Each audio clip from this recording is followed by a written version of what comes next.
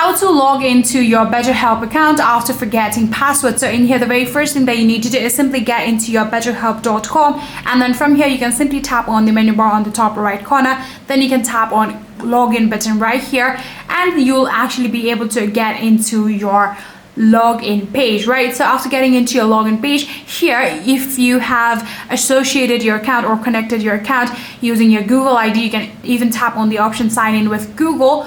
Or if you have created an account manually, you will actually be able to get the option of adding down the email address and also the password of your account, right? So all you need to do is add in the email address of your account and then add in the password of your account. Then you can simply tap on login, and just like that, you'll successfully be able to log into your BetterHelp account. Or if you have created your account using Google ID, you can tap on sign in with Google and go along with its process. So you can select your account, add in all of the credentials of your Google ID, and then log into your BetterHelp account like that.